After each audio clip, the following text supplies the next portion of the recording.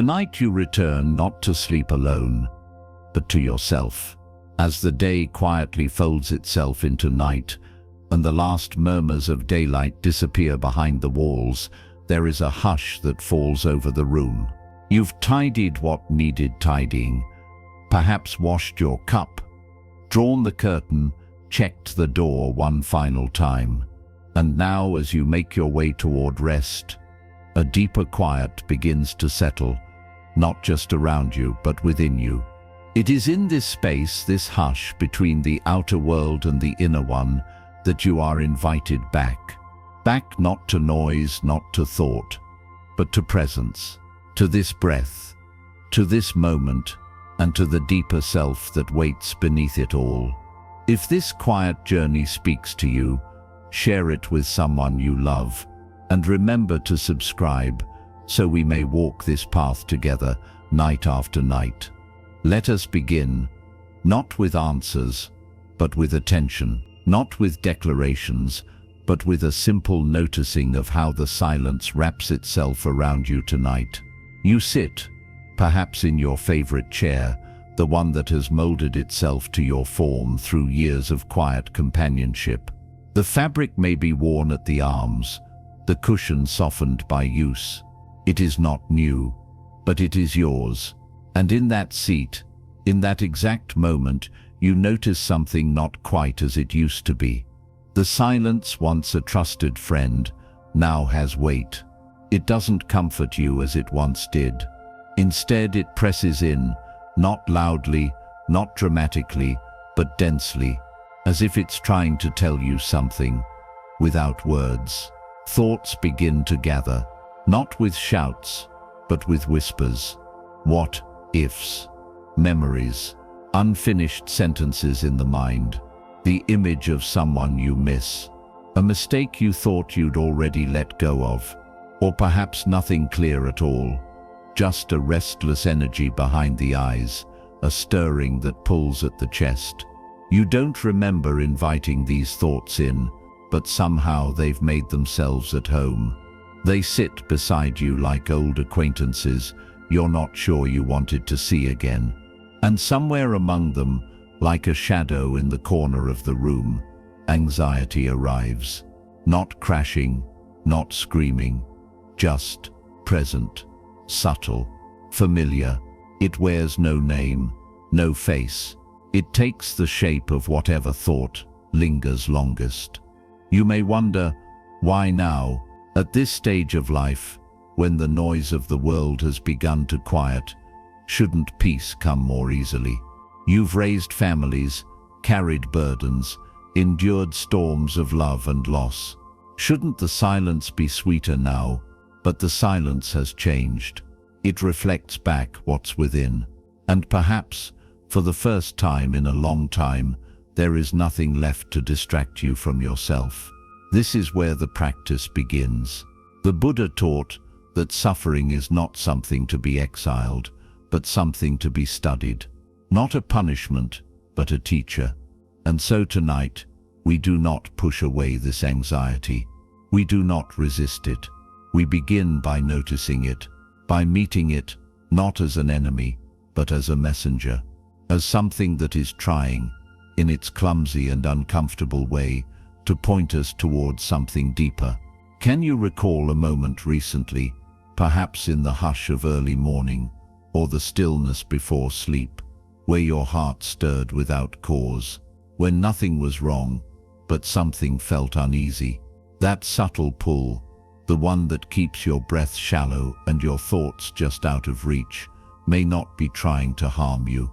It may simply be an invitation to listen not to the noise of fear, but to the whisper beneath it, the whisper that says, there is something here, something unexamined, a feeling that was never fully felt, a truth that never had time to rise, a need that was set aside while you cared for others, while you managed your duties, while you survived.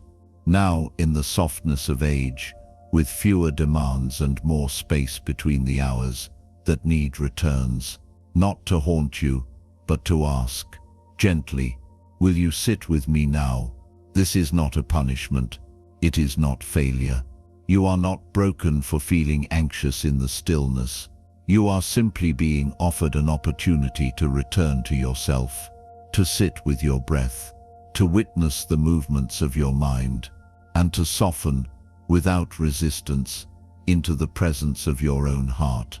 Anxiety, as the Buddha understood, is often born not from danger, but from disconnection. Disconnection from the body, from the moment, from the truth of impermanence that underlies all things.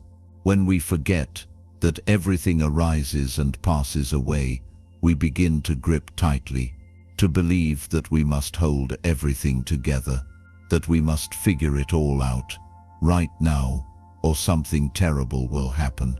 But nothing terrible is happening in this moment, dear one.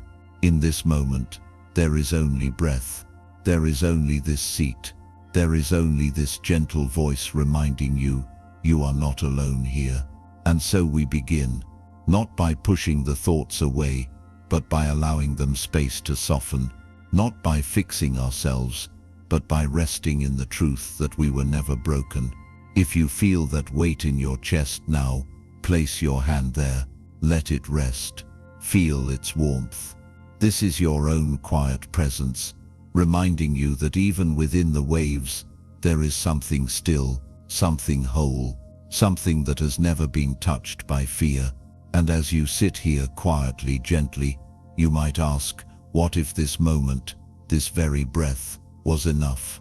What if you didn't need to fix anything before sleeping? What if peace begins not in changing your thoughts, but in no longer being carried away by them? The night is long, but you are not lost in it. You are seated in yourself, and the silence that once felt heavy may, in time, begin to feel sacred. Let us stay here just a while longer. In the next part of our journey, we will begin to explore the quiet mechanics of anxiety, not as a flaw, but as a signal. We will look beneath its surface to see what roots it feeds from, and in seeing clearly, we begin to free ourselves gently and together. You remain seated, not just in the chair beneath you, but in yourself, gently resting in the breath, in the quiet recognition that anxiety does not need to be banished, to be understood. It only needs to be seen without fear, named without shame. And so we continue. There is a teaching in Buddhism that speaks with particular clarity to the roots of suffering, not the surface waves, but the quiet undercurrents that shape them. When it comes to the unease that creeps in during life's quieter seasons, the Buddha pointed not toward dramatic causes, but toward two simple tendencies of the mind, attachment and aversion. Two hands always in motion, one reaching toward, the other pushing away. Attachment is the hand that grasps. It holds tightly to comfort, to certainty, to identities long lived in. It clings to the roles you once played, the caretaker, the partner, the provider. It holds the routines that gave your days their rhythm, the objects that carry your history, the relationships that rooted your sense of meaning. And when life inevitably shifts, as it always will, that grasping begins to tremble with fear. What if this changes? What if I lose it? What will I be without it? You may not speak these questions aloud, but they echo within the mind's quieter corridors. Perhaps you've felt this when a beloved object goes missing, when a tradition is interrupted, or when your body no longer allows what it once did so easily. Something in you resists the change, even as you know it is already happening, and that resistance gives rise to anxiety. On the other side stands aversion, the pushing hand. It rejects what is uncomfortable, pain, illness, decline, loneliness, uncertainty. It says, no, not this, not now. It argues with the present moment, hoping that resistance alone will make the unwanted disappear. But aversion, like attachment, does not bring peace. It brings tension, tightness, the shallow breath, the sleepless night. Let us imagine a moment that you may recognize, a morning when you woke earlier than usual, the house still dark, the air cool. You sat in your kitchen, hands wrapped around a warm cup of tea, but instead of peace, you felt a creeping dread. Not because anything terrible had happened, but because of what might happen. Because of what might no longer be. You tried to shake it off, tried to distract yourself, to reason your way out of it, but the unease lingered, like mist that won't lift. That feeling was the dance of attachment and aversion, wanting things to stay the same, wanting pain to go away, wanting the world to be something other than what it is. The Buddha said, "Whatever is subject to arising is subject to ceasing." These are not just poetic words. They are a profound reminder of impermanence. Everything changes. Everything passes. The body ages. Relationships shift. Moods rise and fall. Even this anxiety you feel, it too will shift if you stop feeding it resistance. But often, we do not accept this truth easily. We want to hold on to the image of who we were, and we want to keep away everything that reminds us we are changing.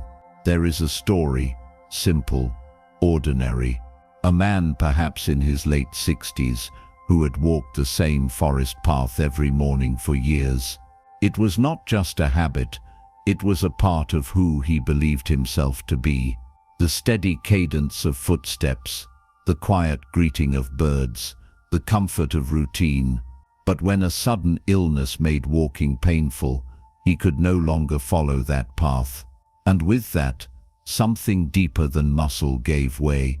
He didn't just miss the trail, he missed himself. He sat at his kitchen window looking out toward the woods and whispered, "Who am I now?" This is the subtle pain of identity loss. Not a tragedy, not a headline, but the quiet unraveling of how we've known ourselves. We do not mourn the walk. We mourn the self that walked. And so we cling. We grasp at the version of ourselves that felt strong, capable, needed. We reject the present, as if doing so might rewind time. But we cannot rewind. And so the space between who we were and who we are now fills with unease. It is in this space that anxiety makes its home. But here is the gentle truth. We were never meant to stay the same. You are not meant to be who you were 10 years ago, or even last season. Life, like a river, is in motion, and you are not the stone lodged in the stream. You are the water, ever shifting, ever moving, not broken but becoming. And what if, just for tonight, you loosened the grip? What if you released the idea that things must go back to the way they were? What if you met this moment, not with resistance, but with reverence? The Buddha offered not escape from suffering, but a way to relate to it differently. He taught that we suffer not because life changes, but because we resist the change. And when we stop resisting, something extraordinary happens. We discover peace was never about controlling life. It was about opening to it. So place your hand again upon your heart, breathe, and whisper, if you wish, "I am not what I cling to. I am not what I push away. I am the one who watches, who listens, who allows." And as you rest here, let this question float softly into your mind. What is one thing, just one, that I have been gripping too tightly? You don't need to answer right away. You need only notice. For noticing is the first step toward release. And when you are ready, we shall continue. In the next part of our journey, we will meet a new thought, a simple, powerful phrase rooted in Buddhist wisdom that begins to dissolve the storm, not by force, but by seeing it clearly for what it is, a thought and nothing more. There is a moment in every long night, somewhere between the quiet turning of the hours and the soft rhythm of breath, when a thought arrives uninvited. It may not knock. It may not shout. It simply appears like a shadow across the surface of the mind. It may whisper, "What if this never gets better?" or murmur, "Something feels wrong." And before you realize it, your presence is gone. Your attention no longer rests in the room, the breath, or the stillness. It's been swept away deep into the story of that single thought. Tonight we return to that moment, not to change it, but to witness it. For the Buddha taught us something remarkably gentle and profoundly liberating. This too is just a thought. Let those words linger in the stillness for a while. This too is just a thought. Not a fact, not a prophecy, not a command. Just a movement in the mind, a ripple across the surface of awareness, a cloud passing through the open sky. There is no need to fight the thought, nor to agree with it. You need only see it for what it is, a formation, not a truth, a visitor, not a ruler. Can you recall a time, perhaps even earlier today, when your heart tightened from a thought alone? Nothing around you was dangerous. Nothing visible had gone wrong. Yet something inside gripped your chest, narrowed your breath, and filled you with tension. That experience, dear one, was not proof that your world was collapsing. It was simply your mind responding to a thought as if it were real. It takes practice to see thoughts as thoughts. We are taught from a young age to believe them, to identify with them, especially the anxious ones, especially the ones that seem urgent. But what if urgency is not a sign of truth, but a sign of habit? A mind long trained to scan for danger, to protect, to prepare, even when no danger is near. There is an elderly woman in a quiet town who began to understand this for herself, little by little. Her days had grown still since her husband passed. The television sometimes murmured in the background, and her tea cooled more quickly than it used to. One evening, as she folded her laundry, she felt her chest tighten with the sudden fear. What if I fall and no one is here? That thought was followed quickly by another. What if I forget to turn off the stove? And another still. What if I'm becoming a burden? Each thought carried a weight, and soon her breathing shallowed, her shoulders drew in, and her hands trembled over the towels. These thoughts, though not impossible, were not happening. Yet her body responded as if they were truths unfolding. Weeks later, during a quiet mindfulness session at her local community center, the teacher offered a phrase, "This thought is not me. It is just a thought." They wrote it on small slips of paper, and she tucked hers into the side pocket of her purse. She began to read it whenever the fear came. At first it felt strange, almost dismissive, but slowly the phrase became a balm. Not because it erased her worries, but because it created space between her and the storm. A small sacred distance where breath could return, where her identity was no longer wrapped around a moment of fear. This practice is called non-identification. It means knowing that you are not your thoughts. You are the one who sees them. They may arise, linger, and even return, but they are not you. As the monk Ajahn Chah once said, "If you let go a little, you'll have a little peace. If you let go a lot, you'll have a lot of peace. If you let go completely, you'll be free." To let go doesn't mean to ignore. It means to gently release the grip of belief. To say, I see you, thought. You are trying to protect me, but you are not reality. You may be wondering, how do I know which thoughts to trust? And the answer is, trust the ones that come gently, not with panic. Trust the ones rooted in presence, not projection. A thought that brings spaciousness and calm is far more reliable than one that tightens the chest. So tonight, when a thought comes, whatever shape it takes, try meeting it with this soft response. This is just a thought. Say it inwardly. whisper it into your breath, and feel what happens when the urgency fades. The mind may offer its stories, but you are not obligated to follow. It helps to imagine the thought as a cloud in a wide blue sky. Some clouds are light and wispy, some are heavy and grey, but none of them stay, and no matter how large they appear, they cannot harm the sky. The sky holds them all, then lets them go. You are that sky. Breathe into this knowing. Rest in it. Return to it when the next thought tries to carry you away. And ask yourself this, not as a question to answer, but as a reflection to hold. What would change if I believed fewer of my thoughts? What freedom might arise in that space? As the night deepens, so too will our understanding. In the next part of our journey, we will meet the breath again, not as a tool, but as a companion, a quiet anchor that tethers you back to now, each time the mind tries to drift away. Tonight, the breath returns, not as something to control or perfect, but as something to meet gently, to befriend.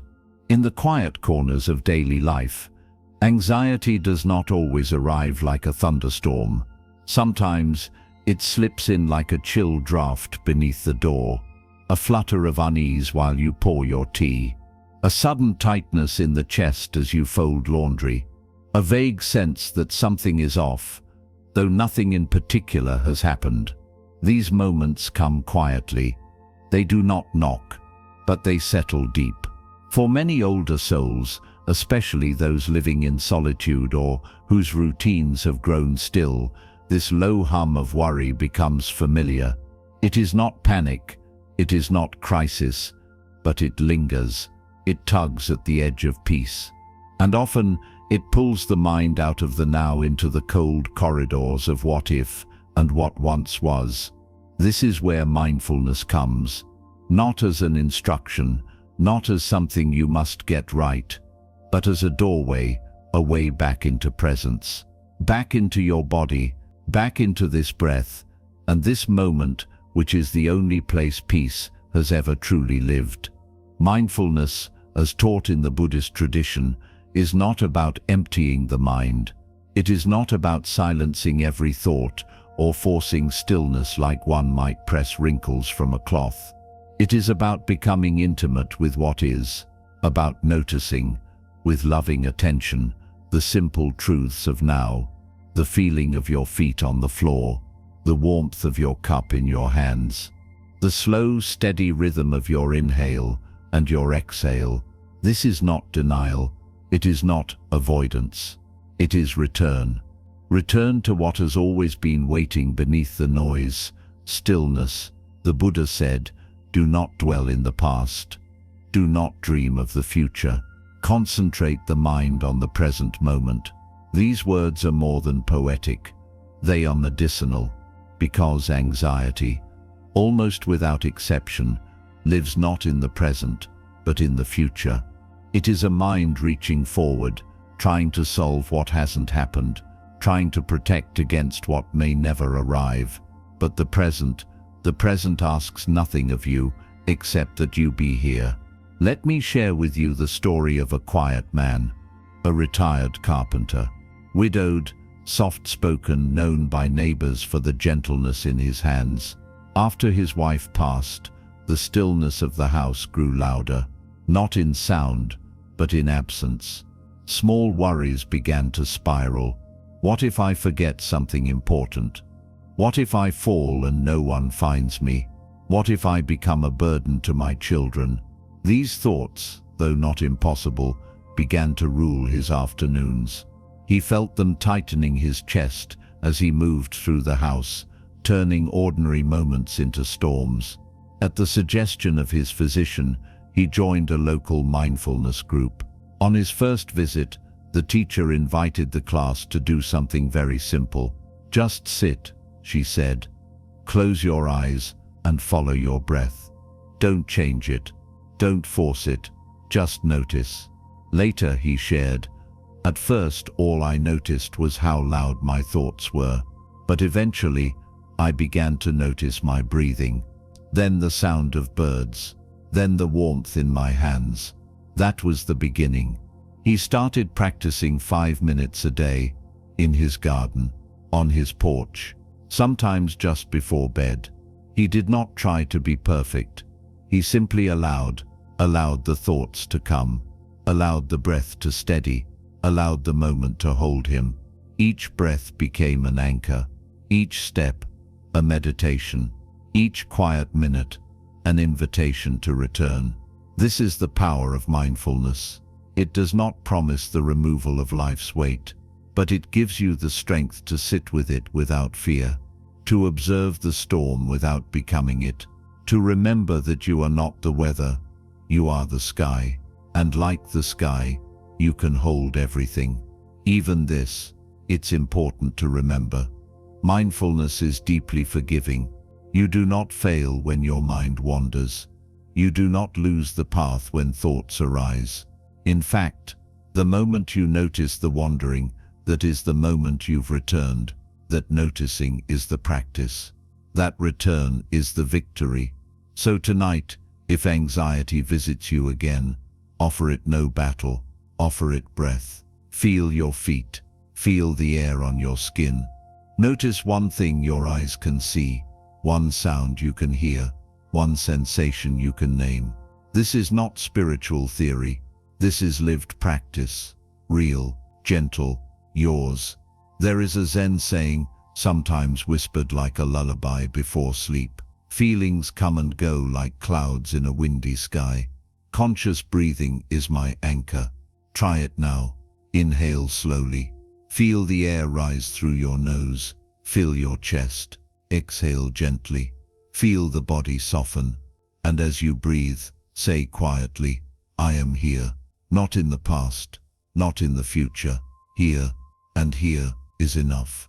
As this awareness begins to settle, let this question arise, not as a demand for answers, but as a companion to your breath.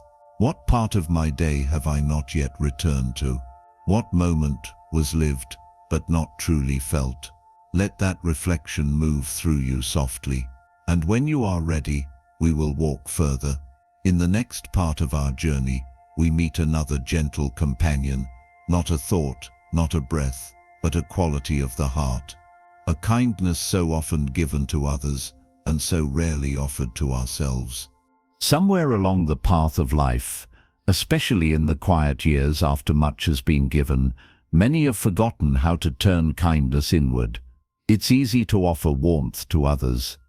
You've done it for decades, for children, for spouses, for aging parents, for friends in need. You've poured from your cup again and again, often without pause. But when it comes time to face your own fear, your own weariness, your own trembling, the voice within may not be as gentle. Tonight we return to that voice, not to silence it, but to soften it. For woven into anxiety is often something deeper, quieter, and far more painful. The harshness of self-judgment. It comes in whispers like, "Why are you still struggling? You should be stronger than this. You're becoming a burden." These are not truths. They are echoes, shadows cast by a culture that taught resilience as stoicism, that shaped generations to hide emotion, to equate worth with usefulness. For many older adults, emotional needs were silenced, dismissed as weakness. And so you learned to suppress pain, to swallow grief, to smile when your heart ached. But the soul does not forget. It stores what has not been held. And sometimes when the body grows quieter and the days stretch longer, those stored emotions rise, not as punishment, but as longing, for presence, for understanding, for compassion. The Buddha did not speak of self-compassion as a luxury. He spoke of it as a necessity. He said, "You yourself, as much as anybody in the entire universe, deserve your love and affection." These words are not indulgence. They are a lifeline. Let me share the story of a woman who had forgotten her own worth. For over 50 years, she was a nurse, a caregiver by profession and by nature. Her hands were steady, her voice reassuring, her presence reliable. She raised her children, sat at the bedsides of countless patients, helped others die with dignity, and rarely cried for herself. But after retirement, and especially after the passing of her sister, something in her spirit began to fray. She woke in the night, chest tight, thoughts racing. Why now? She asked herself. Why am I falling apart after keeping it together for so long? One afternoon, she attended a mindfulness retreat at a local community center. The teacher there invited the group to do something simple yet profound, to place their hands over their hearts and silently repeat the phrase, "May I be kind to myself in this moment. May I accept myself just as I am." At first, her chest clenched. The words felt unfamiliar, even selfish. Her eyes welled with tears. She didn't know she was still carrying. But the teacher, without judgment, simply said, "You don't have to believe the words at first. Just offer them. The heart understands even before the mind does." That moment marked the beginning of her healing. Not because her anxiety disappeared, but because she no longer faced it alone. She had found a new companion herself. She began writing letters to her younger self. She forgave the parts of her that were too tired to keep going, too overwhelmed to explain, too hurt to reach out. And slowly she felt herself becoming whole, not someone new, but someone rejoined. This is the medicine of self-compassion, and like any medicine, it must be taken regularly, especially when the symptoms of suffering arise. You might ask, how do I practice this? Where do I begin? Begin here. Begin now. The next time anxiety whispers its old familiar lines, speak back with kindness. Instead of "What's wrong with me?" try "This is hard, and I'm doing the best I can." Place your hand on your heart during anxious moments. Let that gesture say, "I am here with you." Speak to yourself as you would to a dear friend. If you wouldn't say it to them, don't say it to yourself. Acknowledge your effort. You have survived so much. You are still learning. That matters. These are not hollow affirmations. They are seeds. And like any seed, they need warmth and time to take root. Self-compassion doesn't mean you never feel afraid. It means you meet fear with gentleness. It means you stop turning away from your own pain. It means you sit beside your anxiety like you would a frightened child and ask, "What do you need?" Not so you can fix it, but so you can hold it. There is a teaching by the beloved Zen master, Thich Nhat. When you love someone, the best thing you can offer is your presence. How can you love if you are not there? The same is true for ourselves. If we are not present for our own suffering, who will be? So tonight, if you feel the heaviness rise again, do not harden, do not retreat. Place your hand gently over your heart and say softly, "May I be kind to myself in this moment." You are not failing, you are healing. Slowly, gently, imperfectly, but truly. And as you rest in that truth, let this quiet question drift into the stillness. What would it feel like to treat yourself with the same kindness you offer others? Let that question echo, not as a task, but as a tender invitation. In the next part of our journey, we will meet a thought so simple, so powerful, it has comforted monks in remote mountains and elders in quiet rooms alike. A thought that, when held gently, begins to untie the deepest knots of anxiety, not by force, but by truth.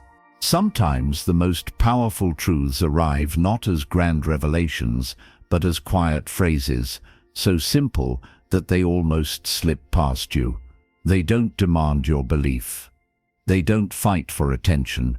They simply wait to be remembered, like a familiar path hidden beneath overgrown grass. Tonight, you are invited to remember one such phrase. It is not a spell, It is not a mantra to chase anxiety away. It is something deeper. A reminder, a release, a soft light in the fog of worry.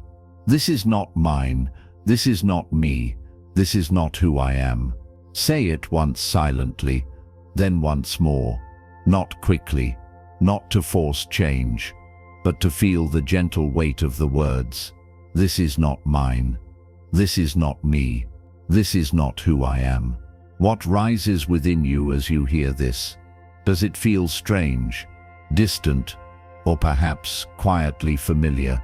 This teaching, drawn from the Anatta Lakkhana Sutta, speaks to the Buddhist principle of non-self. It reminds us that the thoughts, feelings, and sensations that pass through us are not the essence of who we are. They are impermanent formations like clouds drifting through a vast sky. We are not the clouds. We are the sky that holds them. But when anxiety tightens around the heart, when a storm of fear or shame rises quickly, the mind makes a common mistake. It believes the experience is the identity. I am anxious. I am broken. This fear is me. And with those beliefs, we bind ourselves. We wrap chains of identity around passing states and wonder why we feel trapped. But pause. Take a breath. You are not the thought. You are not the feeling. You are not the tension. You are the one who sees. Let me offer you a story. In a quiet town by a lake, there lived a man in his 80s. His wife had passed 3 winters ago. Since then, his days had grown quieter. He took comfort in tending to small things, his garden, his books, the kettle that whistled each morning. But some days, a heaviness would wrap around his chest. He described it like a fog, an unnamed dread that made it hard to move, to decide, to even speak. I feel like I'm disappearing, he said once, voice shaking. He began attending a local mindfulness group, hesitant at first. The instructor, a soft-spoken woman with a calm presence, introduced a practice based on the Buddha's teaching of non-identification. She guided them through waves of sensations and thoughts, repeating gently, "This is not mine. This is not me. This is not who I am." The man sat quietly, hand over his chest, whispering the words in rhythm with his breath. At first, nothing changed, but over time, something loosened. Not all at once, just a little more space around the fear, a little more breath in the body, a little more stillness between the thoughts. And that was enough. He began to use the practice each morning. When the heaviness returned, he would greet it, not with panic, but with presence. "Ah, here you are again," he'd say. "You are not mine. You are not who I am." And slowly, the storm lost its grip. This teaching doesn't promise that anxiety will disappear. It promises something better, freedom within the experience. It does not deny fear. It holds it without clinging. It sees the wave but remembers the ocean. Let us break the phrase down together. This is not mine. You do not own this anxiety. It is not your possession. You did not invite it, and you are not responsible for it being here. It is not something to defend or to be ashamed of. It is simply something arising, like wind across a field. It will pass. This is not me. You are not defined by what you feel, not by fear, not by shame, not by sorrow. You are not your past, nor your panic. You are the one watching, breathing, witnessing, always deeper than what moves through you. This is not who I am. Your true self is not made of anxiety. It is not the racing thoughts, nor the trembling hands. Your true self is spacious, steady, quiet, compassionate, eternal. It is the sky, not the weather. Try it now. If you feel safe, place your hand on your chest or belly. Feel the breath rise. And as you exhale, say softly, "This is not mine. This is not me. This is not who I am. Pause. Again. Feel what softens, even if just slightly. You are not erasing the feeling. You are stepping out of its shadow. You are standing beside it, not inside it. The more you return to this practice, the more your nervous system begins to understand, I am not in danger. I am not lost. I am simply feeling, and feelings pass. Vishnash once said, feelings come and go like clouds in a windy sky. Conscious breathing is my anchor.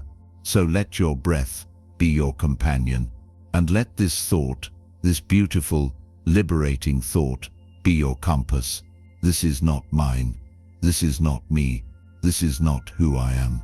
Let it guide you when the silence grows heavy, when the past creeps in, when the future looms too large. And as you rest in this space, ask yourself gently, who am I beneath all of this? Who have I always been? We will return to that question soon, but first, let us prepare to bring this thought into the rhythm of everyday life. In the next part of our journey, we will begin a simple guided practice, one you can use not only in meditation, but in the quiet, ordinary hours where anxiety often finds us. There is a difference between knowing a truth and living it. Many teachings arrive at the doorstep of your awareness like welcome guests. You let them in, offer them a cup of understanding, and nod at their wisdom. But when the night is long and your chest tightens for no clear reason, it is not the remembering that saves you, it is the embodying. Tonight we bring the thought you have come to know. This is not mine, this is not me, this is not who I am, into the simple living practice of daily life, not just while seated in stillness, but while standing at the sink, lying awake at 3 a.m., or folding a sweater whose sleeves once held other arms, because anxiety does not wait for your meditation cushion. It arrives in the heartbeat before sleep, in the silence between phone calls, in the moment when your hand reaches for a door or a memory. And so this practice must live where you live, quietly, humbly, shamelessly. Let us begin with something very small. Find a quiet space right where you are is enough. You don't need perfect silence. You don't need perfect posture. Let your body be as it is, seated, standing, resting. Feel your feet on the floor. Feel the ground hold you. Feel the breath enter, then leave, like a tide. Not forced, not deep, just real. Now bring to mind something that has been troubling you, not the sharpest pain, not the deepest sorrow, just one worry, one anxious echo that keeps returning. It might be, I haven't heard from them in weeks, or what if this pain means something worse, or perhaps something vaguer. I feel like I'm disappearing. Hold the thought gently, not to believe it, not to argue with it, but to see it, as if it were a small stone resting in the palm of your hand. Let it sit there. No need to squeeze, no need to throw it away. Now with your breath, offer the words, this is not mine. Let the words fall gently, like rain onto dry ground. This is not me. Let your shoulders soften. Let your jaw unclench. This is not who I am. Let the breath steady. Let the thought lose its sharpness. And now, just breathe. You haven't erased the worry. You've made space around it. That space is your freedom. That breath is your anchor. Imagine your breath like wind moving through an open house. It moves through the rooms of your mind, airing out the tight corners, carrying away dust. The house remains. You remain. But now there is more air, more peace. This house, this body, this awareness is still standing. The thought is a guest. It may stay a while, but it does not live here. It does not own the keys. You may repeat this practice any time, and you need not wait for silence. You can do it when your hand trembles as you reach for a light switch. When a memory knocks without warning. When you forget a name and fear what it might mean. When loneliness arrives not as pain, but as an ache too quiet to name. These are the real places where the practice lives. And in those moments, let the thought rise, then speak softly, "This is not mine. This is not me. This is not who I am." Return to the task before you, washing the cup, folding the blanket, stroking the dog's fur, listening to the wind tap gently at the window. These are not distractions, these are doorways. Each one opens to the now. And the now is where your true self waits, not the worried mind, not the hurting body, but the quiet, watching awareness beneath it all. Let this be your practice, not a separate act, but a way of being. And here's the beautiful truth. The more you return to this in small ways, the more your nervous system, your body itself, begins to understand, I am safe. I am not lost in the past. I am not drowning in imagined futures. I am here. There is a teaching from Thich Nhat Hanh, like a lamp in the darkness. The present moment is filled with joy and happiness. If you are attentive, you will see it. So let this phrase, "This is not mine. This is not me. This is not who I am," be your bridge back to presence. Say it when the world feels too loud. Say it when sleep evades you. Say it when your hands forget what they were reaching for. Say it when you simply don't know what else to say. And always, always, let the breath guide you home. As we prepare to continue, allow this question to rest quietly with you. Where in your day can this practice begin to live, not just as a phrase, but as a way of walking, of breathing, of being? In the next part of our journey, we will go deeper, not into stillness, but into the tender noise of longing, of wondering who you are when the roles have faded, when the past is out of reach, when time begins to change not just your body, but your sense of self. And there too, the practice awaits. There are seasons in life when identity begins to feel like sand slipping through your hands. Not long ago, you may have known exactly who you were, anchored by roles, routines, and relationships that gave your days shape. Perhaps you were a provider, a caregiver, a teacher, a builder, a parent. Perhaps your calendar was once full, your name spoken often, your presence expected. You woke with purpose. You moved with direction. But now, something feels different. The roles have shifted. The calendar is quieter. People come and go less frequently. And though the house may still hold your memories, the mirror sometimes reflects not just your face, but your questions. Who am I now? Where did that version of me go? Do I still matter if I'm no longer who I used to be?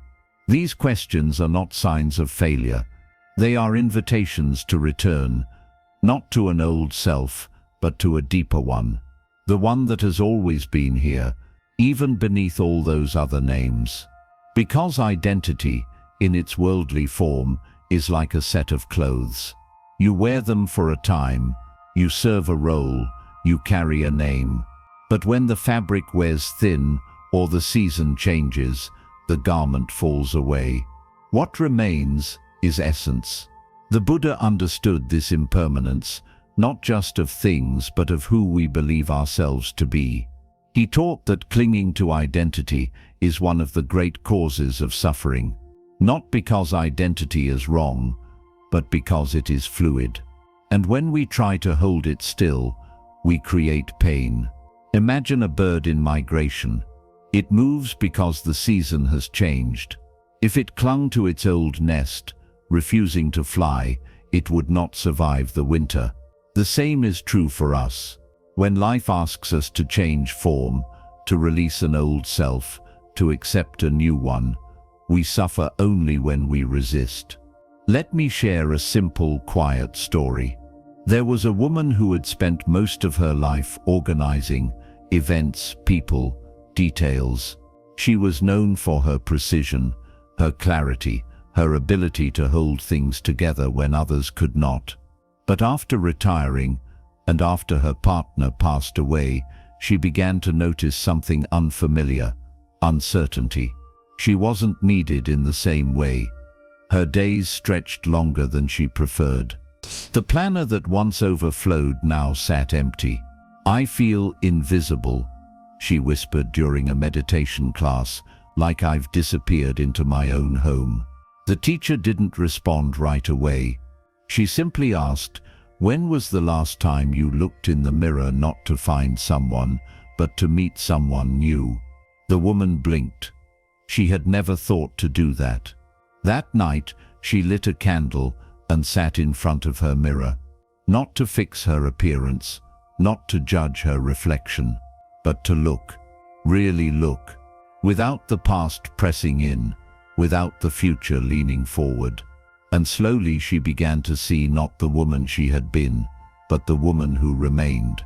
Not a title, not a task list, but a being, present, breathing, awake. This, dear listener, is the turning point. When you stop searching for who you were and begin to listen for who you are now, you are not your usefulness. You are not your productivity. You are not the roles others once relied on. You are awareness. You are the sky that held all those clouds. You are the quiet gaze that remains, even when all else fades.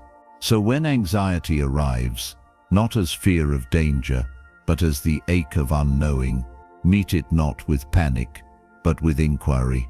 Ask it, what part of me am I still trying to be? What am I afraid to become?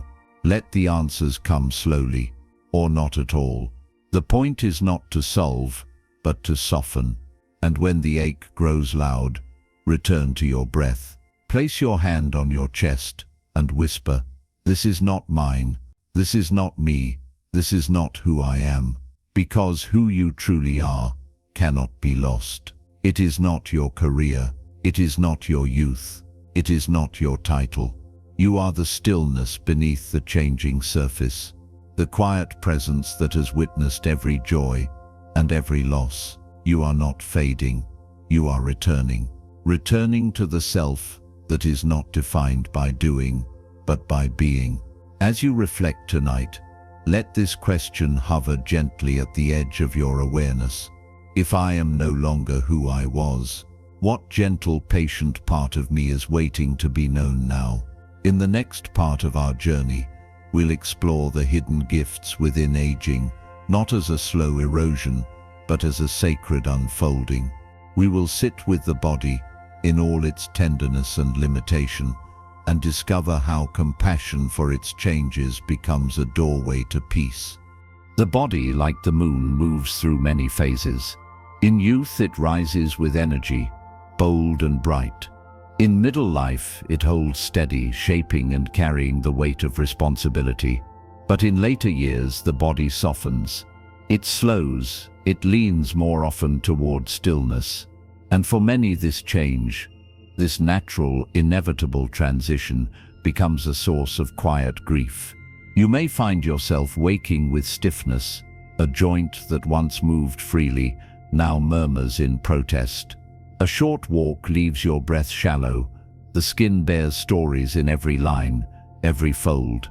And while the world may call this aging, the mind may call it loss. Tonight, let us sit gently with the body, not to judge it, not to fix it, but to honor it, to meet it with compassion. For it is the only vessel that has carried you through everything you've ever known. Buddhism teaches us that the body is not separate from the path. It is the path. Each sensation is a teacher. Each limitation, an invitation. Each pain, a bell calling you back to presence. Yet when the body no longer moves as it once did, the mind often resists. It clings to the memory of vitality. It grieves what was once effortless.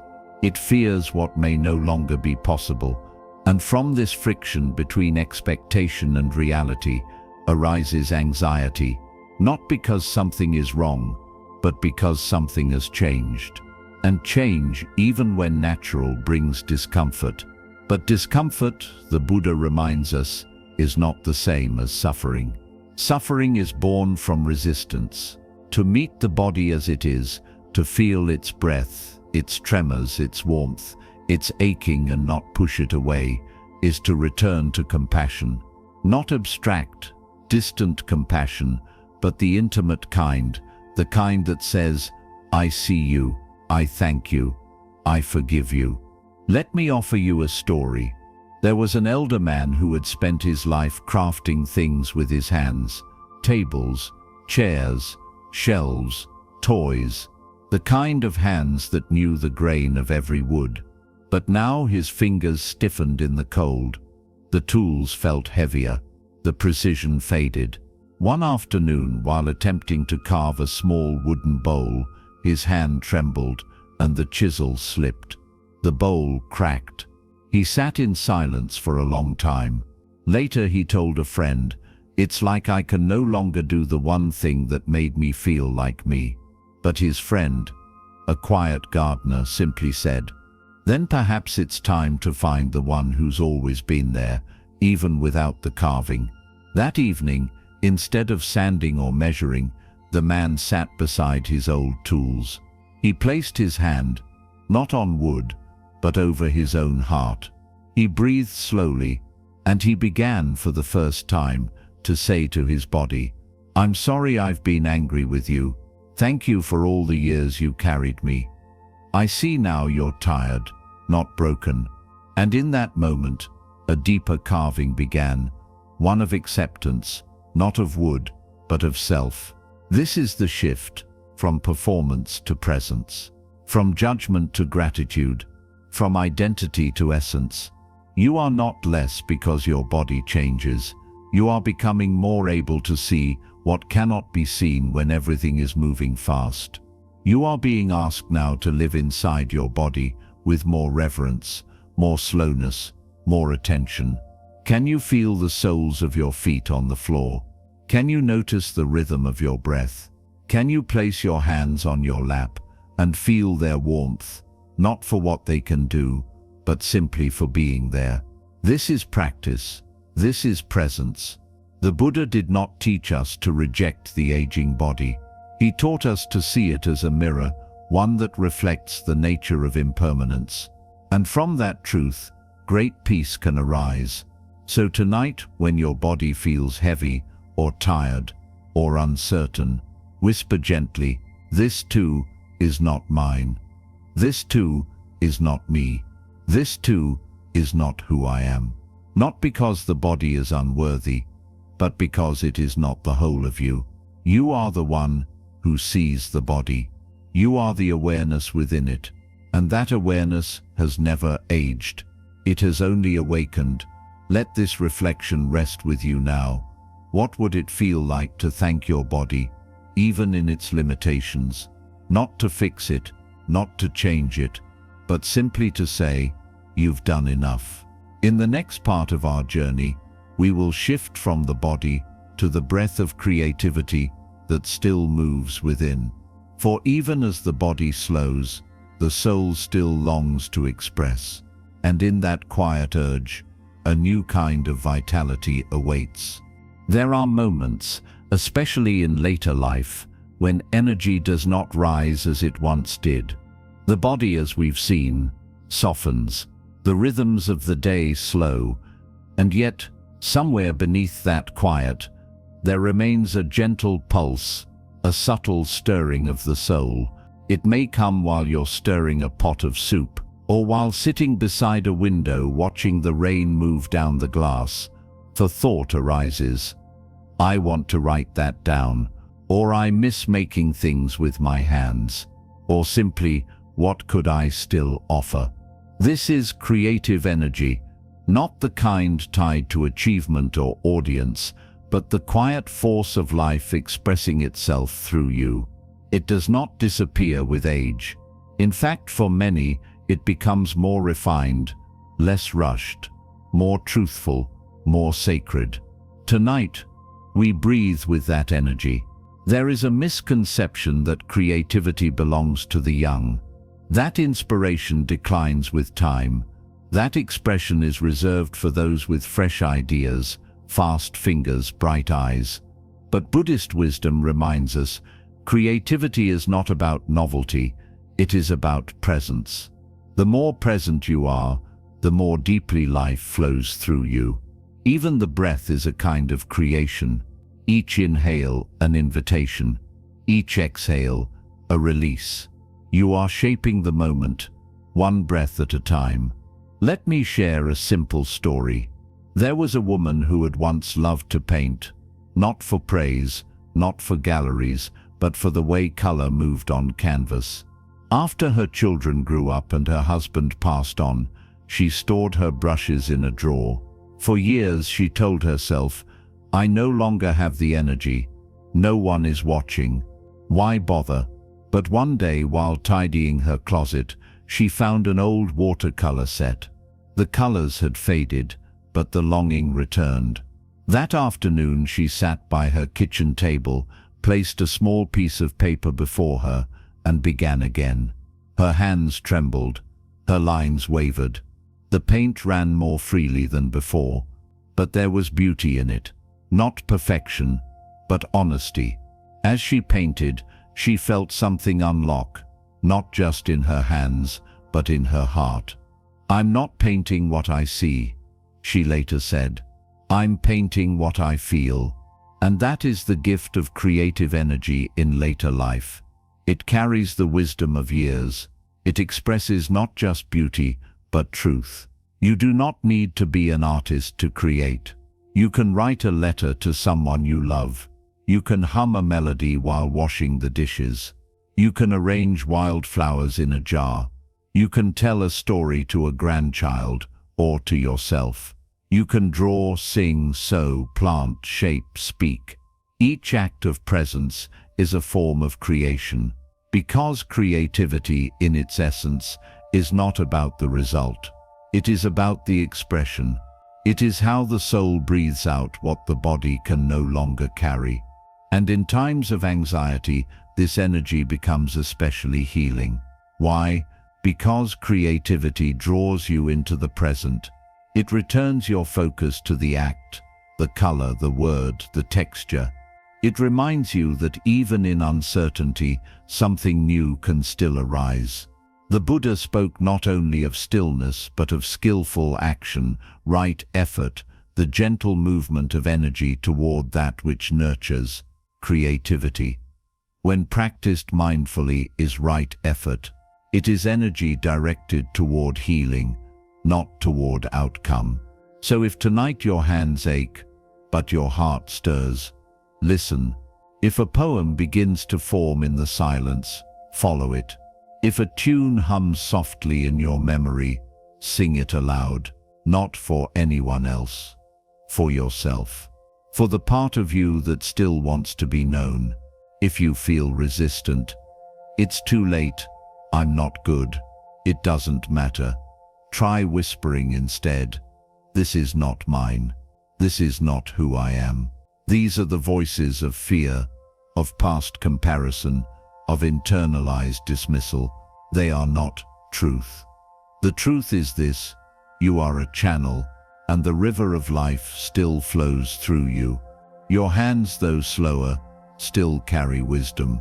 Your voice, though softer, still carries power. Your heart, though weathered, still carries beauty. So tonight, as you breathe, ask yourself not what you must create, but what within you longs to be expressed. Then, without demand, without pressure, simply let it rise, in silence, in sound, in color, in breath. Let it rise, and if you'd like, place your hand over your chest now and say softly, "I still carry light. I still carry voice." Let this reflection linger gently in your heart. What if your greatest creation now is not something new, but something true, something honest, something healing, something only you can offer in this moment? In the next part of our journey, we will return to mindfulness, not as a solitary practice, but as a way of walking through the world. We will explore how every step, every sip, every moment of presence is a meditation in motion, a way of living slowly, kindly, and awake. There is a form of meditation that doesn't require a cushion. It doesn't need incense, mantras, or even silence. It is the kind of meditation that lives in every motion, every pause, every breath that is lived with full attention. It is called mindful living. And tonight we step into it, not by changing what we do, but by changing how we do it. You may already know that mindfulness is often taught as seated meditation, still body, still mind, observing breath. But for many, especially those whose joints ache or whose energy rises and falls without warning, the most accessible and nourishing form of mindfulness is the one that walks with you wherever you are. It begins with the smallest act, presence in the ordinary. To drink tea and truly taste it.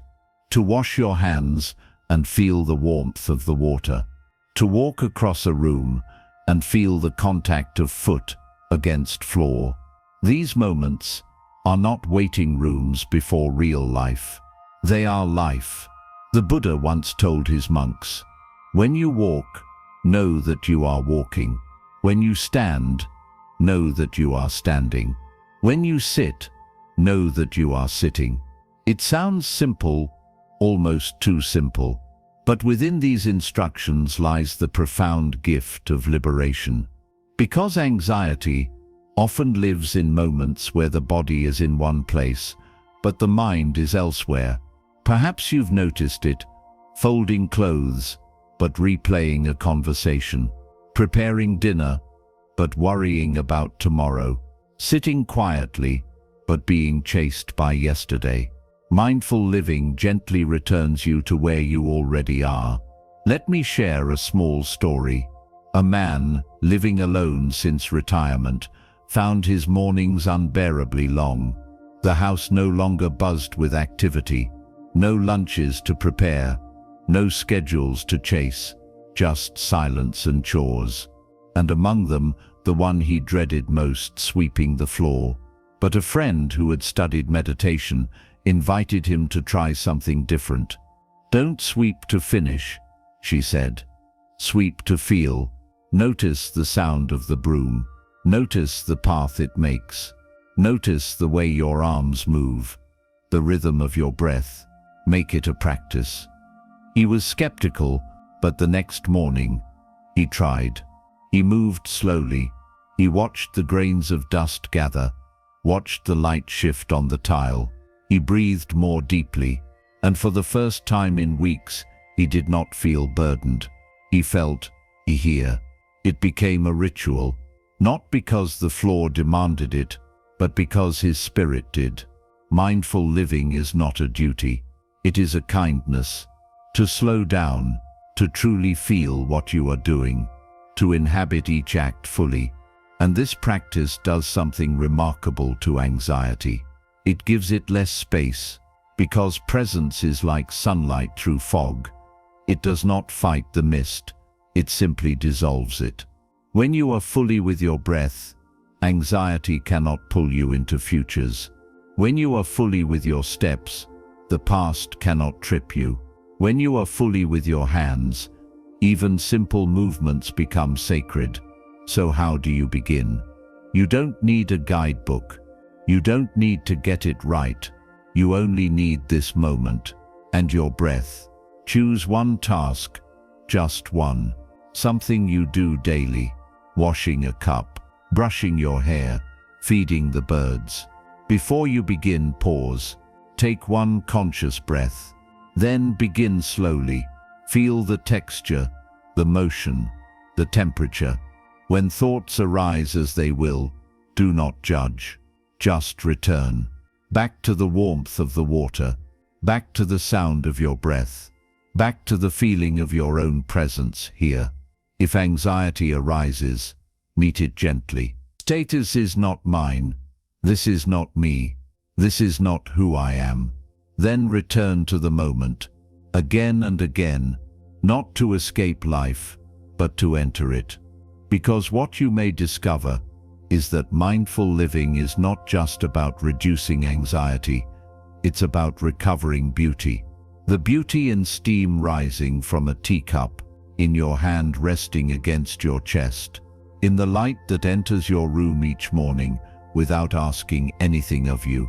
This is a kind of prayer, not with words, but with attention. And as you move through your day, presence becomes a companion. It is with you when the news is hard. It is with you when loneliness stirs. It is with you when the phone doesn't ring or when your body aches. Presence says, even now, this moment belongs to you. And from that presence, compassion grows, not just for others but for yourself. You begin to see your own effort, your quiet strength, your tender willingness to keep showing up. So tonight, as the day closes, as your body grows still, ask yourself, what is one act tomorrow I can do slowly, mindfully, kindly? Let the answer be small. Let it be enough. In the next part of our journey, we will step into the quiet temple of solitude, not loneliness, but chosen stillness. We will explore how, when embraced with awareness, solitude becomes not a void, but a refuge, a sacred place to listen to what has always been whispering beneath the noise. There is a silence that wounds, and there is a silence that heals. At first, they may feel the same. Both arrive with the absence of noise. Both fill the room with a kind of weight. But one drains the spirit, while the other restores it. One says, you are alone. The other says, you are whole. Tonight we gently enter the temple of solitude, not the cold, echoing halls of isolation, but the warm inner sanctuary that lives within every human soul, the place so often buried beneath tasks, noise, and the expectations of others. For many in later life, solitude becomes an uninvited guest. Children grow distant. Loved ones pass. The phone rings less often. Days stretch. Chairs remain empty. And though the outer world may call this freedom, the heart may call it abandonment. But solitude, when approached with presence, transforms. It becomes a teacher, a healer, a mirror, a companion. And in that sacred stillness, something long neglected begins to whisper your inner voice. The Buddha often chose to be alone, not as an escape, but as a return. In the forests, beneath the trees, by the riverbanks, he sat, not to reject others, but to hear more clearly, not to flee life, but to feel it more deeply. Because solitude does not mean absence, it means intimacy. Let me tell you of an elder who discovered this truth. He had spent decades surrounded by people, at work, at home, in the community. Conversations filled his days. Opinions shaped his identity. But after retirement, and after his partner passed, the quiet arrived like a stranger. He tried to fill it: television, errands, small talk at the store, but nothing truly replaced what was gone. The silence grew heavier. At night, it pressed against his chest. One evening, weary of distractions, he turned off the noise. He sat in his armchair, lit a single candle, and just listened. At first, what he heard were echoes, old regrets, strange fears, imagined dialogues. But slowly, beneath the chatter, a new silence emerged. Not empty, not lonely, just quiet, real, alive. And within that silence, he heard himself. Not the self others had defined, not the roles he had played, but the one who remained when all else faded. He began to spend 15 minutes a day in that chair.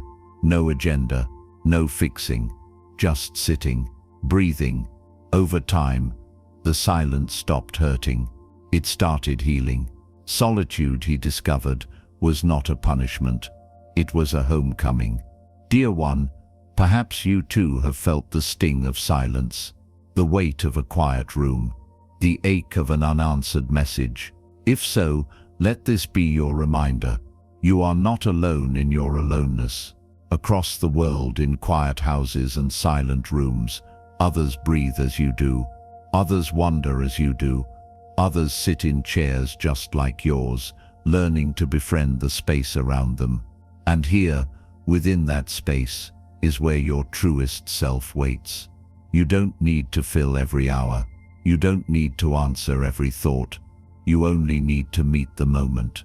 Try it now. Turn inward. Feel your breath. Notice the rise, the fall. Notice the quiet between thoughts, the gap between heartbeats. That space is not empty. It is presence. And if the mind whispers, "This is too quiet. This is too much," gently respond. This is not mine. This is not me. This is not who I am. Because who you are is not the fear of silence. Who you are is the one who listens patiently beneath it. There is a saying in Zen, when the bird sings in the forest and no one hears, it is still singing. Likewise, when you sit alone in your room and no one calls and no one knocks, you are still worthy, still radiant, still here. And within this solitude, something beautiful begins to grow, self-trust.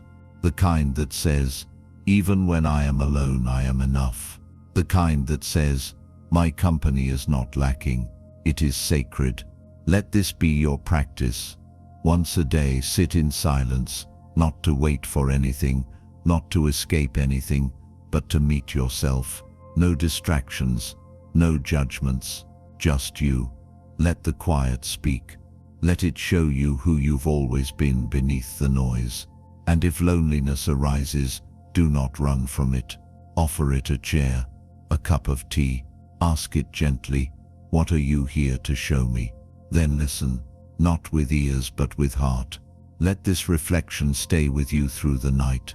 If I stopped fearing my solitude, what wisdom might it offer me? In the next part of our journey, we turn toward clarity, the kind that arises not from solving everything, but from seeing clearly. We will explore how mindfulness brings not only peace, but discernment, the ability to choose wisely, even in the quietest, most personal moments of our lives. When the mind is clouded, even small decisions can feel heavy. Should I call? Should I rest? Should I speak? Or stay silent? Even in the quiet rhythms of later life, these questions arise, not always loudly, but with a kind of quiet weight that lingers in the chest. And so tonight, we turn toward clarity. Not the kind that shouts, not the kind that arrives with bright answers, but the kind that arises gently, like mist lifting from the surface of a still lake. The Buddha often taught that wisdom is not something to acquire, it is something to remember. When the noise fades, when the heart is still, when the present is met with full awareness, clarity returns, like a friend, like a mirror, like light filtering through the leaves. This clarity is not separate from mindfulness. In fact, mindfulness is its doorway. To be mindful is not simply to observe, it is to see with softness, to feel without flinching, to perceive without rushing to judgment. In this way, mindfulness becomes more than peace, it becomes discernment. The ability to know this thought is helpful, this one is not. This feeling needs compassion, this one needs to pass. This decision aligns with truth. This one arises from fear. Let me share a story. A woman lived alone on the edge of a forest. She had grown used to her solitude, but she struggled with doubt. Every morning she would wake with a long list of questions, small ones but persistent. Should she take the walk? Should she reach out to her son? Should she begin a new journal? Or would she only fill one page and feel ashamed? She wanted certainty. She wanted clarity to arrive with answers. But her meditation teacher invited her to try something different. He said, "Stop looking for answers, start watching the space between the questions." At first she didn't understand, but one morning, as she sat with her tea and the familiar tide of indecision rolled in, she closed her eyes and simply breathed. She didn't chase the thoughts. She didn't try to decide. She just sat with them. One by one the thoughts floated up, and one by one they softened. She noticed something subtle. Beneath the urgency, most of the questions were fueled, not by truth, but by fear. Fear of doing the wrong thing. Fear of being seen as foolish. Fear of wasting time. But when she allowed those fears to be seen without being obeyed, she found that clarity was not in the answer, but in the non-reaction. She still made choices, but they no longer felt like battles. They felt like returns. You may find something similar. You sit quietly, and the thought comes, "Should I try something new today?" Another, "Should I tell them how I feel?" Another, "What if I make the wrong choice?" These are not problems, they are signals. The mind, when uncertain, often grasps. It spins, loops, worries, but the heart knows how to listen. The next time a decision feels heavy, pause, don't solve it. Sit with it, breathe, ask, gently, is this thought born of fear or of wisdom? Is this urgency or clarity? And then wait. Clarity, like the moon behind the clouds, does not need to be summoned. It only needs space to be seen. The Buddha said, "As a solid rock is not shaken by the wind, so the wise are not moved by praise or blame." This is the fruit of discernment, steadiness, not because life is certain, but because you are grounded in presence. When anxiety arises from indecision, repeat the sacred reminder, "This is not mine, this is not me, this is not who I am," because you are not your confusion, you are not your hesitation. You are the quiet clarity that remains when the mental dust settles. You may not always know the right answer, but you can always return to the right presence. Let this become your gentle practice. When the choice feels heavy, sit in silence. Let the breath be your guide. Let the question rest, not to be answered, but to soften, and trust the clarity you seek is already within you. Let this reflection linger in your heart tonight. What happens when I stop rushing to decide and begin trusting the wisdom that arises in stillness? In the next part of our journey, we shift from the inner to the outer, not to abandon the self, but to meet the world again through the lens of peaceful attention. We will explore how, even in the twilight years, you can design a life of inner peace, not through control, but through daily choices rooted in mindfulness, meaning, and love. Even in the later chapters of life, perhaps especially then, there remains a quiet, noble possibility, the ability to design a life of peace. Not peace as absence of noise, not peace as everything finally being settled, but peace as a daily rhythm. Peace as a home you carry within. Peace as the gentle alignment of your thoughts, your actions, and your breath. Tonight we step into this sacred act of living, not by accident but by intention. When we are younger, much of life feels pre-designed. Responsibilities arrive without asking. Choices are often made from urgency, obligation, or necessity. We follow schedules. We meet deadlines. We juggle roles. But as the outer demands begin to soften, an invitation appears. What kind of life do I want to live now? Not in the grand sense, but in the small, sacred ways. How do I want to wake up? How do I want to greet the day? What kinds of thoughts do I feed? What kind of energy do I offer others and myself? These questions are not burdens, they are lanterns. Let me share a story. A woman in her 70s once came to a mindfulness retreat. She was recently widowed, recently retired, and in her words, recently lost. Her days felt slow but unfulfilling. She filled her hours with errands, background television, and conversations that skimmed the surface. Her nights were quiet but anxious. She told the teacher, "I feel like I'm floating through someone else's life." The teacher did not offer solutions. Instead, he gave her a notebook. Each morning, he said, "Before the day begins, ask yourself one question. What does peace look like for me today? And then, live your answer as best you can." At first, her answers were small: a cup of tea on the porch, not watching the news, calling my sister without a reason, lighting a candle at sunset. But slowly, something shifted. The question began to shape her days, and her days began to shape her inner world. She wasn't floating anymore. She was walking, gently, deliberately, at her own pace.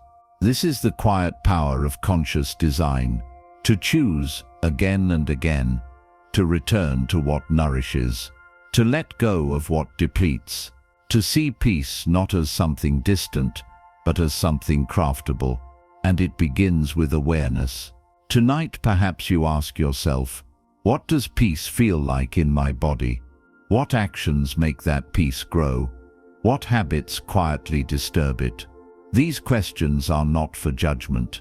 They are for curiosity. You may discover that peace comes when you wake without rushing, or when you sit in sunlight for 5 minutes, or when you speak kindly to yourself after forgetting something, or when you stop pretending to enjoy what no longer serves you. You may discover that some conversations drain you, that some routines can be released. That saying, "no more often," is a form of self-respect. That doing less sometimes leads to feeling more whole. And when anxiety visits, because it will, let your designed life meet it with compassion. Let your morning tea be your temple. Let your tidy corner be your retreat. Let your breath be your prayer. When you live with intention, the world does not stop shifting, but your inner compass becomes more steady. And as you continue to design your peace, return to the sacred phrase, "This is not mine. This is not who I am." Let it clear the clutter. Let it return you to your center. Then ask, what would bring me home to myself today? This is not about control. It is about choice. Gentle, quiet, repeating. So tonight before sleep, you might set a small intention for tomorrow. Not a goal, not a task, an intention. I will eat slowly. I will rest without guilt. I will smile at my reflection. I will speak kindly to the moment. Then let the rest unfold, as it will. Let this reflection settle like dew upon your heart. If peace were something I could design, one small piece at a time, what would I shape first? In the next part of our journey, we will turn toward the emotional storms that still pass through, grief, anger, regret, and discover how to meet them, not as intrusions but as sacred weather, impermanent, revealing, and survivable. There are days, maybe even whole seasons, when peace feels distant. Not because you've forgotten it, but because something else rises in its place. Grief, regret, resentment, anger, emotions that burn, churn, or linger like fog in the chest. Emotions we often think we've already worked through, only to find them knocking again, this time more quietly, but no less real. Tonight, we turn toward these inner storms, not to fight them, not to suppress them, but to sit with them, to let them pass through, like honored guests who arrive uninvited, but still carry something meaningful in their silence. The Buddha never promised that a life of mindfulness would erase all suffering. What he offered instead was something more radical, a way to suffer wisely, a way to meet the storms without becoming them. to feel without being consumed. You are not weak because emotion still visits you. You are not broken because the past still echoes. You are human, and the weather of the heart is part of being alive. Let us begin with a breath. Feel it. Then feel the pause between the breaths. That space is always available. Now let us enter a story. There was a man, a retired school principal, known for his calm demeanor and clear mind. He had buried his wife 5 years earlier, and though the grief had softened at the edges, there were moments, unexpected, sharp, when her absence struck like thunder.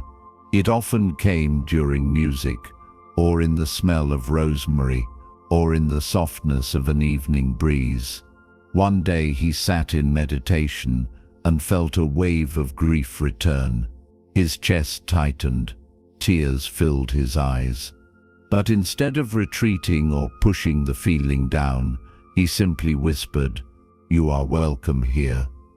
He let the grief move through him like rain, and when it had passed, he felt no less sad, but he felt more whole. This is the sacred art of being with what hurts.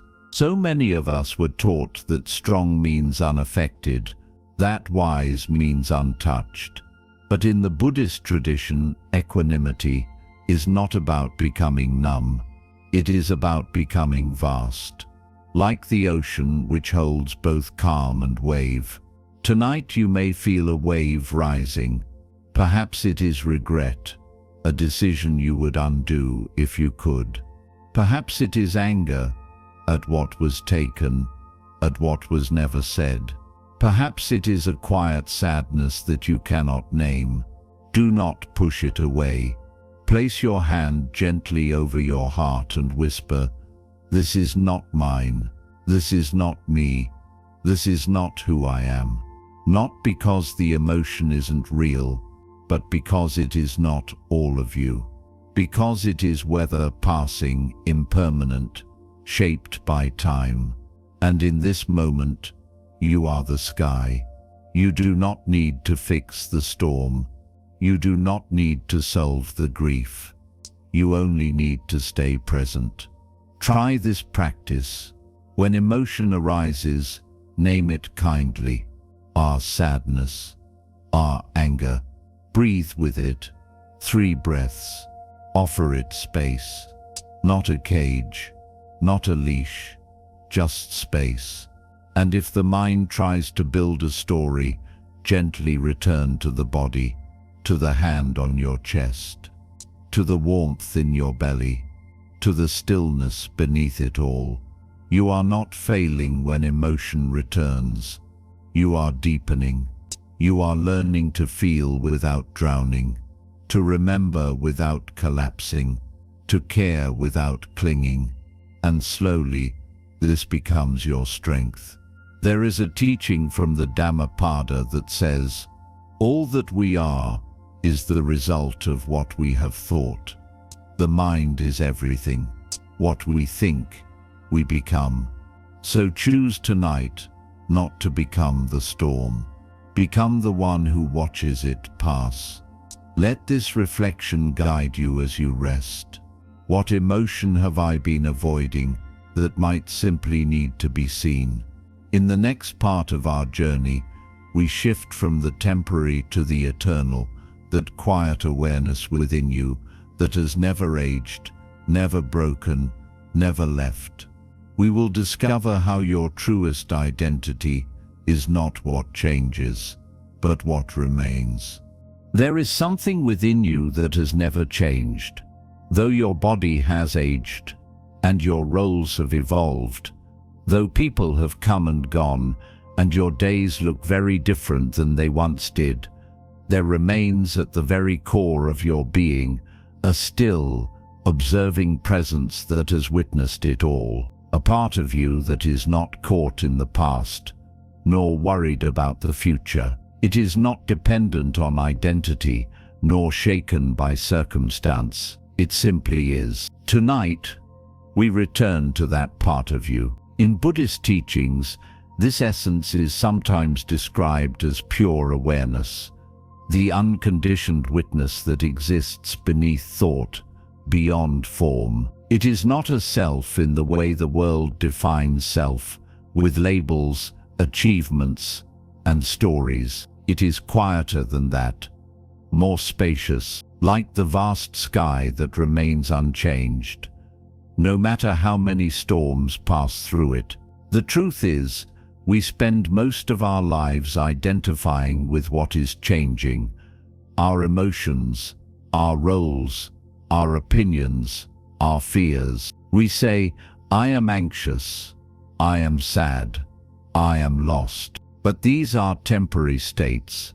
They rise, they fall, and yet, something within you remains present through all of it. That awareness is not anxious. It is not broken. It is not tired. It simply watches and waits. Let me share with you a moment from the life of an elderly man. After many years of struggle with anxiety and grief, he began to practice a daily meditation, not elaborate or lengthy, just a few quiet minutes each morning, eyes closed, breath steady. At first he was overwhelmed by thoughts. Memories surfaced, worries emerged, and the chatter in his mind felt louder than ever. But over time, he noticed something subtle. While the thoughts changed from day to day, there was a part of him that stayed the same. The part that noticed, the part that listened without speaking, the part that never judged, never reacted, never hurried. One morning, after sitting in silence, he opened his eyes and said aloud to himself, I am not my thoughts. I am the space they move through.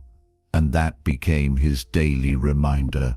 This shift in identity is profound. It's not about detaching from life or denying your experiences. It's about no longer confusing the weather for the sky. When you realize that your deepest self is not what you feel, but the one who feels, you begin to experience freedom, not because your emotions disappear, but because they no longer define you.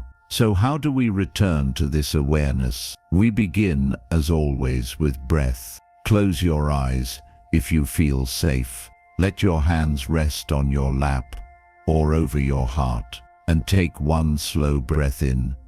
Hold it gently, then release, without force. Now listen, not to the world around you, but to the world within. What do you notice? Thoughts? Sensations? A drifting of attention?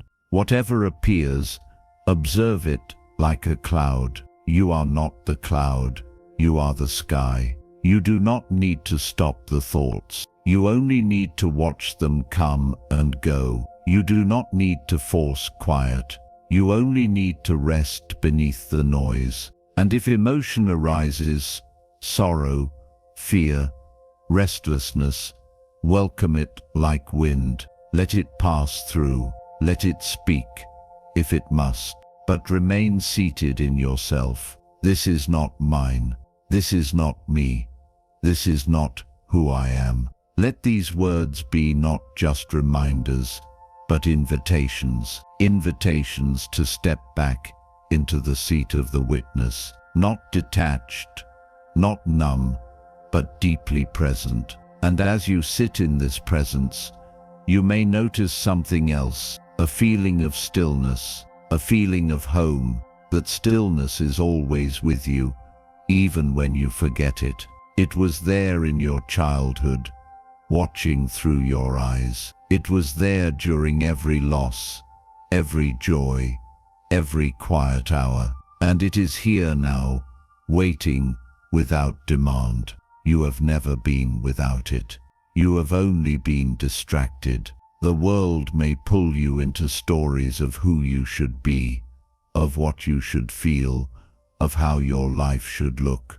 But presence does not compare. It does not critique. It simply offers what is. You may ask, if I am not my thoughts, not my pain, not my past, then who am I? And the answer is not a sentence. It is an experience. You are awareness. You are love without effort. You are stillness that holds movement. You are not a fixed point.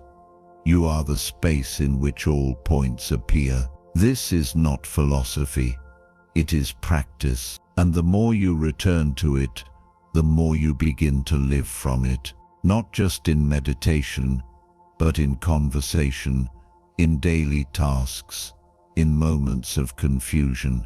You begin to carry the sky with you, even when the clouds gather. So tonight, as you rest, do not seek to become someone better. Seek only to remember the one who has always been here.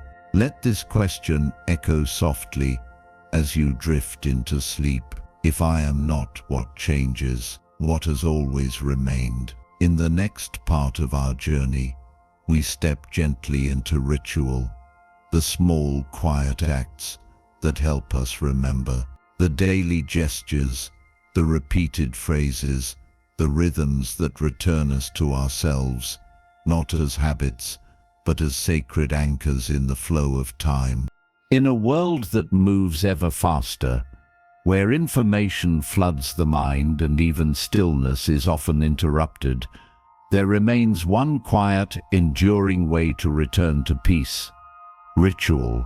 Not the kind bound by ceremony or dogma, but the kind that lives in simple gestures, the pouring of tea in the same cup each morning, the lighting of a candle at dusk, the whispered phrase before closing your eyes at night. These moments may seem small. To the outer world they are barely noticeable, but within they hold great power. Tonight we rediscover the sacred art of repetition, of meaningful rhythm, of conscious routine, not for productivity but for presence. Ritual is not a demand. It is not another item on a list. It is a companion, a steady hand you can reach for when the winds of change blow strong.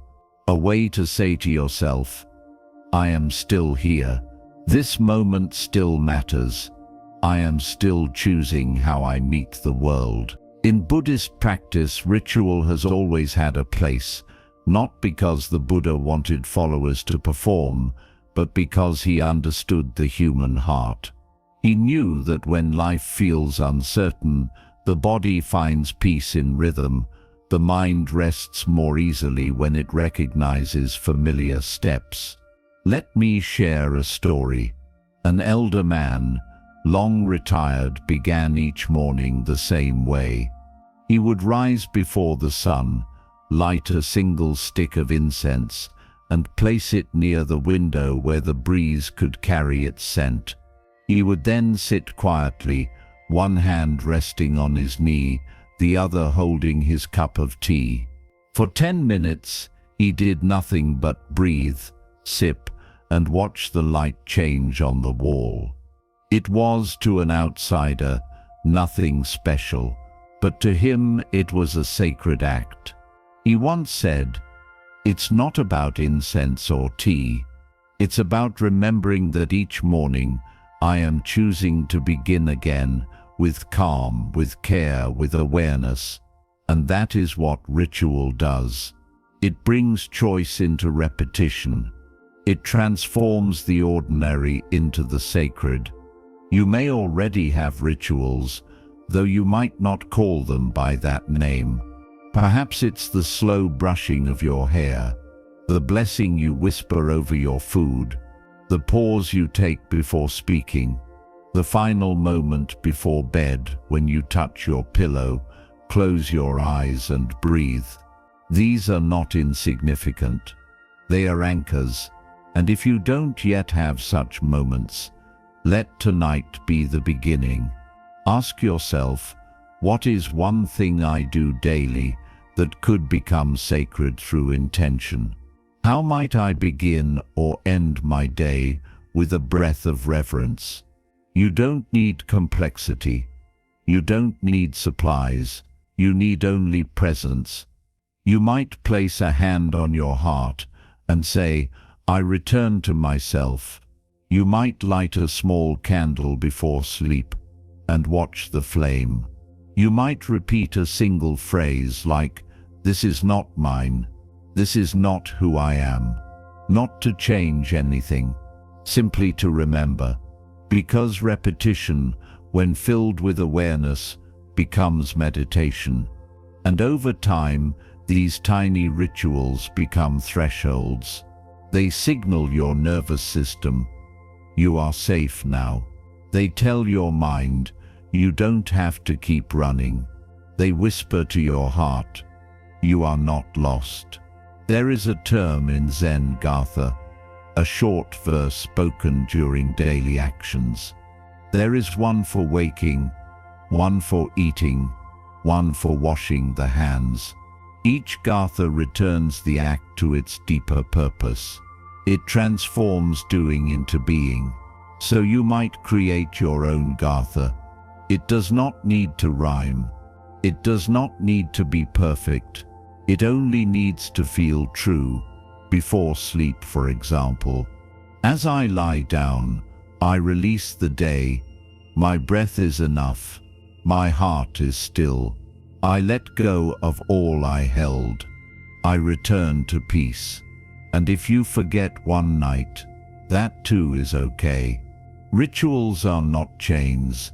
They are invitations, always waiting for your return. Let this be your gentle practice. Choose one moment of your day. Bring presence to it. Repeat it with intention. Let it hold you when the mind forgets its way. And let this question remain with you. What daily act could become a doorway to my deepest self, if I met it with love? In the next part of our journey, we turn toward the gentle act of forgiveness, not for others but for ourselves. We will explore how the past, though unchangeable, can be made lighter through understanding, and how compassion can soften even the deepest regrets. To be human is to carry the past, not only in memories but in the body, in the way your shoulders tighten without realizing, in the quiet ache behind your breath, in the sudden wave of emotion that rises from nowhere and then lingers unspoken. Sometimes it's not what others did that weighs us down, it's what we did or didn't do or wish we had done differently. Tonight we open the door to forgiveness, not as a grand gesture, not as a perfect closure, but as a gentle loosening, a way to breathe again. In the teachings of the Buddha, forgiveness is not about erasing the past. It is about no longer being held hostage by it. It is the act of releasing the inner tightness that says, I should have known better, or I can never be free of that moment. Forgiveness begins not with forgetting, but with seeing, clearly, kindly. Let me offer a story. There was a woman in her 70s who once confessed, during a meditation circle, that she carried a shame she had never spoken aloud. It wasn't dramatic. It wasn't even visible to others. But it lived deep within her, the belief that she had failed someone she loved decades earlier. She had apologized. The other had forgiven her, but she had never forgiven herself. Each time she sat in silence, the memory surfaced like an old wound. She said, I've moved on with my life, but that voice, it still whispers, you're not a good person. The teacher didn't respond with advice. Instead, she simply said, can you sit with that voice, not as its prisoner, but as its witness? And so the woman did. Night after night, she sat. When the voice came, she would breathe. She would not argue. She would not push it away. She would place her hand on her heart and whisper, I see you. I know you're afraid, but you are not who I am. Over time, the voice softened, not because the past had changed, but because her relationship to it had. This is forgiveness, not forgetting, not pretending, but meeting the pain with so much presence that it begins to dissolve. If you too carry regret, something you said or didn't say, something you chose or didn't choose, know this: you are not alone. Every soul, if it lives long enough, carries a few silent sorrows. This is not a flaw, it is part of being awake. But sorrow does not need to become identity. It can become a teacher. The next time regret arises, try this. Sit quietly. Place your hand gently on the area where you feel the emotion: chest, belly, throat. Say aloud, or silently, I acknowledge what was. I honor what I have learned. I allow myself to begin again. You may cry, or feel nothing at all. You may resist, or feel a flicker of warmth. It doesn't matter. What matters is the intention to offer compassion to the one part of yourself that still believes it must suffer forever. The Buddha said, holding on to anger is like grasping a hot coal with the intent of throwing it at someone else. You are the one who gets burned. But the same is true of shame, of guilt, of regret. You can put down the coal. You can cool the fire. Because your worth is not measured by your mistakes. Your soul is not defined by your past. You are not the moment you regret. You are the one who regrets it. And that means you have already begun to heal. Try whispering this, if it feels right.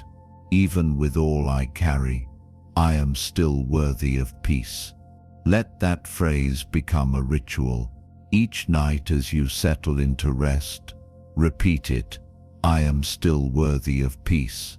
Not because you have done everything right, but because you are human, and humans make choices, and learn, and change. This is not a permission slip to forget. It is a permission slip to continue living. Let this reflection remain with you. What part of me is still asking for forgiveness? And what would happen if I said yes? In the next part of our journey, we return to the body, not as something to change, but as something to comfort. We will explore how touch, breath, and gentle self-care can become a spiritual practice, a way of reminding the nervous system, you are safe, you are held, you are loved. There is a kind of healing that does not arrive through words. It doesn't demand explanations, nor does it wait for understanding. It simply comes through the body, through presence, through contact, through the subtle language of soothing and care. Tonight we return to the body, not as a problem to be solved or a project to be fixed, but as a beloved companion that has quietly carried us through every season of our lives. And now, in this season of softness and slower rhythm, the body asks not for performance, but for gentleness, not for achievement, but for attention. Buddhist wisdom teaches us that the body is not separate from the path. It is the very ground of our practice. While we often focus on the mind, the breath, or the abstract workings of emotion, it is within the body that truth is most directly experienced. Anxiety, for instance, is rarely just a thought. It's a tightening in the chest, a quickening of the heart, a clenching in the jaw, a sense of disconnection, not only from others, but from ourselves. And yet, just as the body holds our tension, it also holds the capacity to release it, if we return to it with kindness. Let me offer a simple human story. There was an older woman who, after years of caring for others, finally lived alone for the first time in decades. Her days were quiet, her routines predictable, but at night, she often found herself lying awake, her chest tight, her stomach uneasy, her limbs restless. She thought perhaps it was her age, or something medical, or even a sign of decline. But during a mindfulness workshop, she was asked not to analyze her discomfort, but to place her hand gently over her heart when the sensations began, not to fix them, just to feel, just to be with herself. That evening, lying in bed, she followed the instruction. The warmth of her own hand surprised her. It was not a cure, it did not erase her discomfort, but it reminded her of something she had forgotten. She could be with herself in tenderness, without waiting for anyone else to offer it first. Over time, that small gesture became a ritual.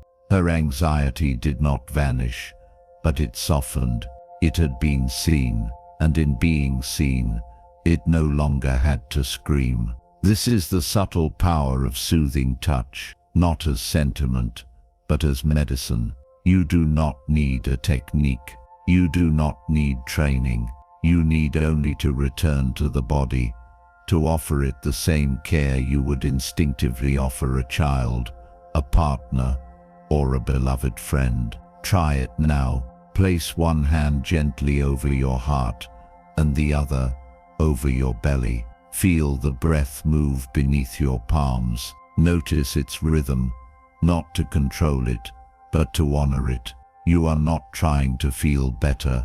You are trying to feel fully, with compassion. And if thoughts arise about your body's imperfections, its aging, its pain, acknowledge them without judgment, then return to sensation. This body, exactly as it is tonight, is enough. You might say softly, "Thank you for carrying me. I'm here now." You don't have to hold it all alone. These words are not dramatic. They are sacred. They are invitations for the nervous system to settle, for the heart rate to slow, for the ancient signals of alarm to begin their long, gentle exhale. You may also find comfort in physical ritual, placing a warm cloth on your face, soaking your feet in warm water, brushing your arms with slow hands, breathing into your belly. These acts are not indulgence. They are not luxury. They are embodied compassion, the very essence of Buddhist practice made real through motion. In Thich Nhat Hanh's teachings, even walking is sacred. With every step, he would say, "I have arrived. I am home." You don't need a pilgrimage to practice this. Walking to the kitchen, to the mailbox, around your room, each step can be a prayer if you walk it with awareness. Let your body lead. Let it show you what needs attention. Let it teach you that even now, even here, peace is not out of reach. It is in the warmth of your hands, the rhythm of your breath, the steady return to this moment. And if anxiety comes again, place your palms over your heart and whisper, "This is not mine. This is not me. This is not who I am." Then breathe, then stay, then soften. Let this reflection accompany you as you move toward rest. What gesture of comfort can I offer myself each day? Not to escape what I feel, but to embrace it gently and remind my body it is safe to feel again. In the final part of our journey, we will gather all that has been felt, seen, and remembered, bringing it into a single space of stillness and peace. We will offer one last breath, one final reminder, and a blessing for the deep rest that waits just beyond thought. Tonight we arrive, not at an ending, but at a soft return. A homecoming not to a place, not even to an answer, but to presence itself. You have walked gently through memory, through emotion, through silence and sensation. You have touched the threads of grief, the warmth of forgiveness, the steady rhythm of your breath.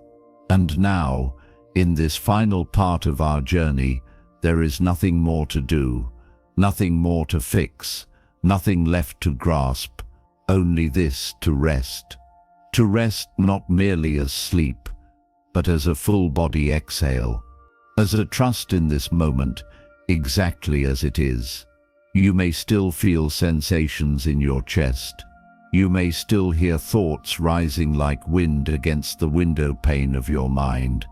But beneath it all, beneath the movement, beneath the noise, there is a space within you that does not stir, that does not speak, that simply is.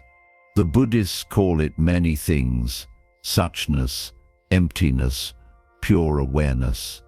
But you don't need a name for it. You only need to feel it. That vast, open quiet, that gentle field of being that holds all things without resistance. The calm that was never missing, only momentarily forgotten. Let us sit with that now.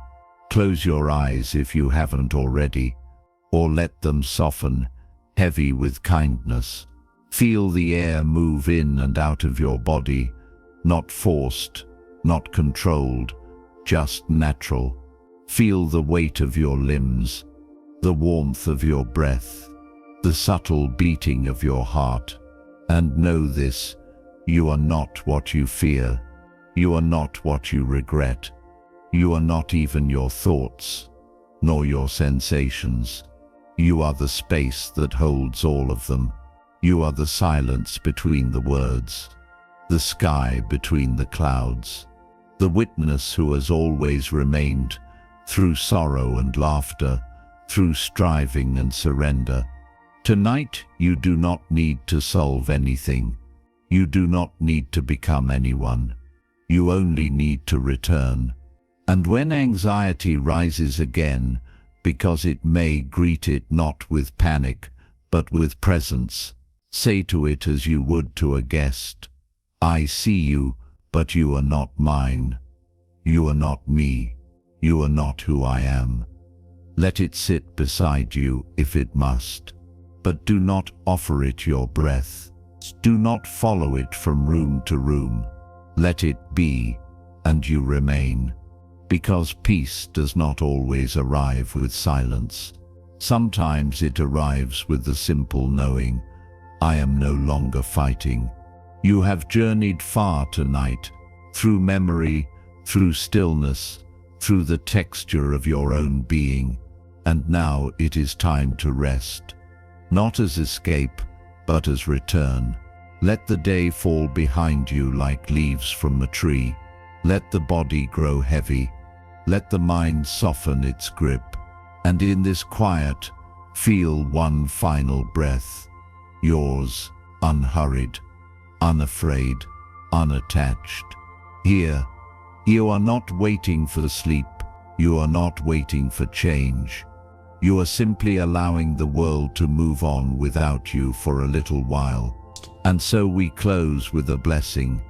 May your breath be your anchor. May your body be your home. May your mind learn to soften. May your heart remember it is already whole.